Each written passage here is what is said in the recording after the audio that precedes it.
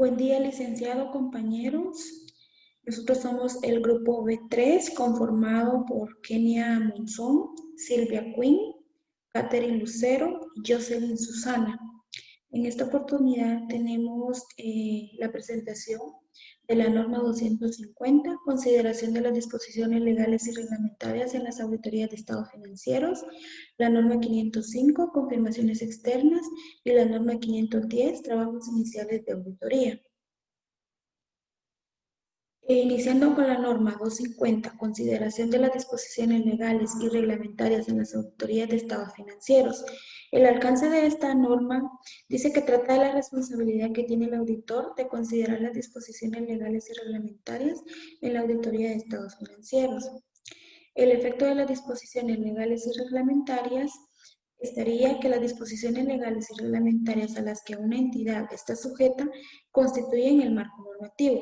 Algunas disposiciones tienen un efecto directo sobre los estados financieros, ya que éstas determinan los importes y la información a revelar en los estados financieros de una entidad.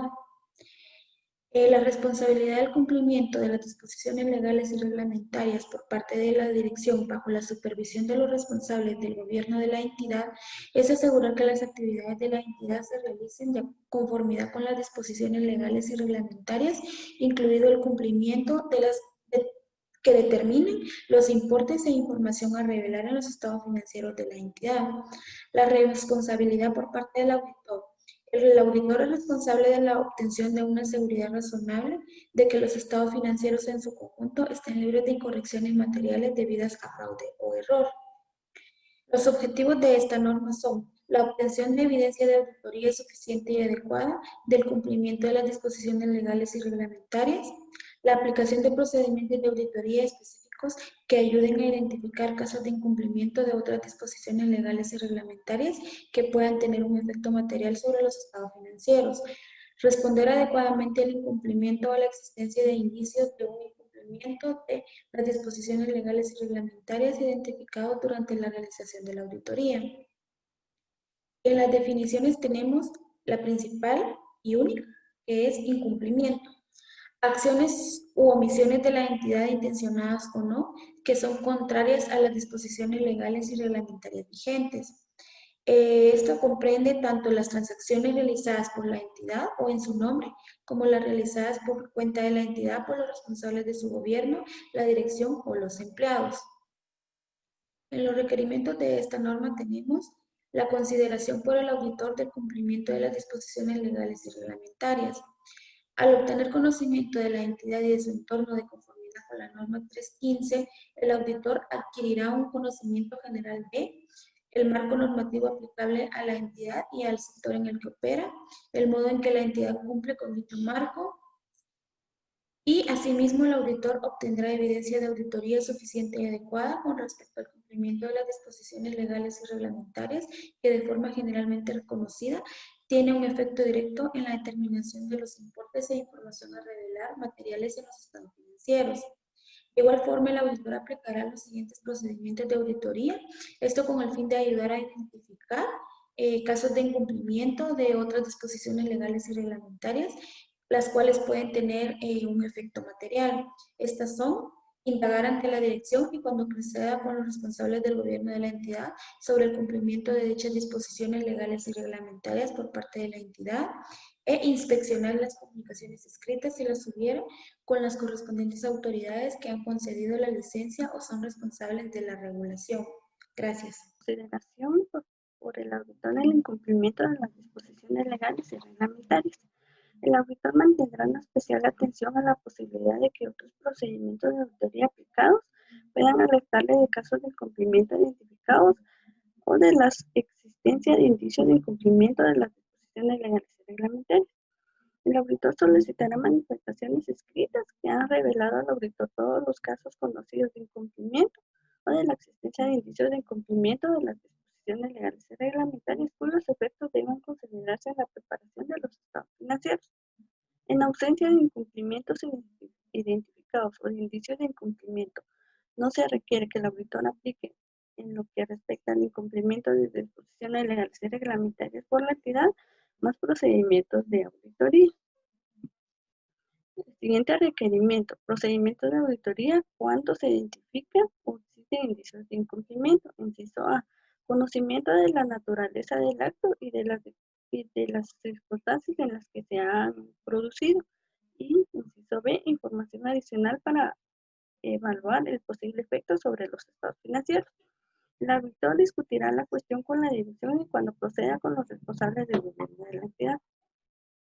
Si la dirección o cuando proceda los responsables del gobierno de la entidad no han proporcionado información suficiente de que corrobore que la entidad cumple las disposiciones legales y reglamentarias y a juicio del auditor el efecto del posible incumplimiento pudiera ser material para los estados financieros, el auditor considerará la necesidad de obtener asesoramiento jurídico. Siguiente requerimiento, comunicación de los incumplimientos identificados o de la existencia de indicios de un posible incumplimiento. Información sobre incumplimientos o a los responsables del gobierno de la entidad.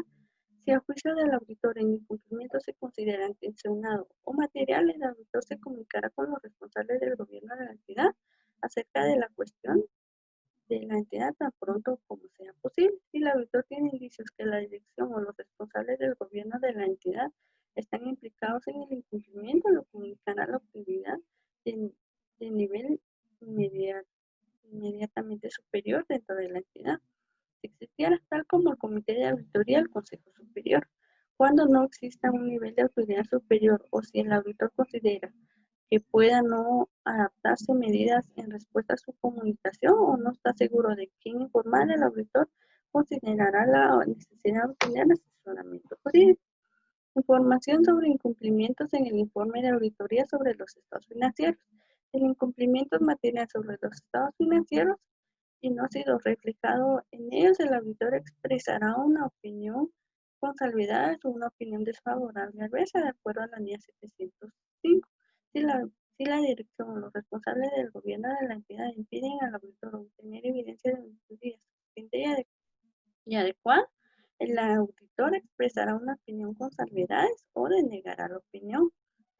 Se abstendrá de opinar sobre los estados financieros por limitación al alcance de la auditoría de acuerdo a la NIA 705.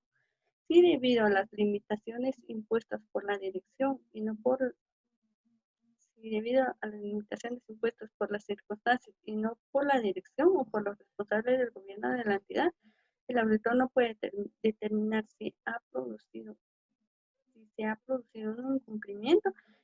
El auditor evaluará el efecto sobre su opinión de conformidad con la NIA 705. Información sobre incumplimiento a las autoridades reguladoras y de supervisión. Si el auditor identifica o tiene indicios de un incumplimiento de las disposiciones legales o reglamentarias, determinará si tiene la responsabilidad de comunicar el incumplimiento identificado o la existencia de indicios de incumplimiento a las partes ajenas a la entidad. Documentación. El auditor incluirá en la documentación de auditoría los incumplimientos identificados, la existencia de indicios de incumplimiento, los resultados de las discusiones con la dirección y cuando proceda con los responsables del gobierno de la entidad, así como con partes ajenas a la entidad. NIA 505, confirmaciones externas. El alcance de esta norma trata del empleo por parte del auditor de procedimientos de confirmación externa para obtener evidencia de auditoría de conformidad con los requerimientos de la NIA 330 y de la NIA 500. Procedimientos de auditoría, procedimientos de confirmación externa para obtener evidencia de auditoría. La NIA 500 incluye las siguientes generalizaciones aplicables a la evidencia de auditoría. La evidencia de auditoría es más fiable cuando se obtiene de fuentes independientes externas a la entidad, y la evidencia de auditoría obtenida directamente por el auditor es más fiable que la evidencia de auditoría obtenida indirectamente o por inferencia. La evidencia de auditoría es más fiable cuando existe en forma de documento, ya sea formato, papel, soporte electrónico u otro medio. Esta NIA tiene como finalidad facilitar al auditor el diseño y la aplicación de procedimientos de confirmación externa para obtener evidencia de auditoría fiable y relevante. Otras NIAs reconocen la importancia de las confirmaciones externas como evidencia de auditoría, como la NIA 330, que se refiere a los riesgos valorados de incorrección material en las afirmaciones. La NIA 240 se refiere al diseño por parte del auditor de solicitudes de confirmación. Y la NIA 500 se refiere a las confirmaciones externas. Continuando con la NIA 505, tenemos el objetivo, que el objetivo del auditor es que cuando éste utiliza procedimientos de confirmación externa, éste debe diseñar y aplicar dichos procedimientos con el fin de obtener evidencia de auditoría relevante y fiable. Como definiciones tenemos la confirmación externa, que esta es obtenida mediante una respuesta directa de un tercero dirigida al auditor en formato de papel o soporte electrónico. La solicitud de confirmación positiva. Esta solicitud es a la parte confirmante para que responda si está o no de acuerdo con la información incluida en la solicitud. También está la solicitud de confirmación negativa, que esta solicitud es a la parte confirmante para que responda únicamente en caso de no estar de acuerdo con la información incluida. Está la respuesta sin contestación, que esta es pues la falta de respuesta de la parte confirmante a una solicitud de confirmación positiva. Y la contestación en disconformidad.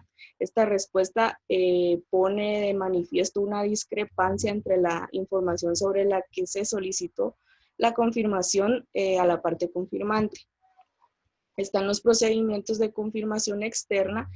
Aquí el auditor mantendrá el control de las solicitudes de confirmación externa.